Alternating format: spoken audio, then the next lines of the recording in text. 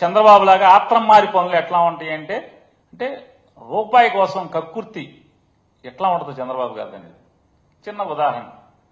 2015లో ఆయన ముఖ్యమంత్రి అయ్యాడు 14లో అయ్యి వెంటనే 2015కి వచ్చేప్పటికీ అప్పట్లో ఉన్నటువంటి ఒక సారా శాఖ కమిషనర్ గారు ఆయన ముఖ్యమంత్రి గారి మహజర్కి ఒకటి పంపిస్తాడు. ఏమనంటే ప్రివిలేజ్ ఫీజు, బారుల మీద ఉన్నటువంటి ప్రివిలేజ్ ఫీజుల్ని పెంచాలి భారీగా అని చెప్పని ముఖ్యమంత్రి గారికి క్యాబినెట్కి పంపిస్తాడు. క్యాబినెట్లో దాన్ని క్విక్ ఎయిక్ మనరు, రికార్డులో మాత్రం దాని గురించి చర్చించినటువంటి దాఖలాలలో అది అలాగే లై ఓవర్ ఉంటుంది.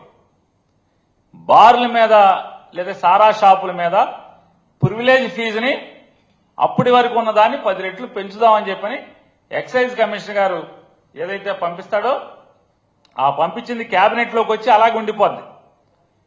ఆ క్యాబినెట్లోకి వచ్చి ఉండిపోయినటువంటి ఆ ఫైల్ అలా ఉండంగానే సాయంత్రం మళ్లీ అదే కమిషనర్ గారు, ఆ సారా కమిషనర్ గారే వెంటనే ప్రివిలేజ్ ఫీజు రద్దు చేస్తూ కాగితం పంపిస్తాడు. మళ్లీ మామూలుగా ఏం చేయాలి, నీతిమంతుడు చంద్రబాబు నాయుడు గారు కదా, ఎవడరా నువ్వు రాసుకెళ్ళి తోలు తీస్తా, నిన్న నా క్యాబినెట్కి ఏమో 10 రెట్లు పెంచమని పంపిస్తావా, లండీకే సాయంత్రానికేమో ఫీజు మాఫీ చేయమని పంపిస్తావా అని కర్రొడ్డుచ్చుకుని మామూలు తంతాడు కదా ఎవడైనా అయితే.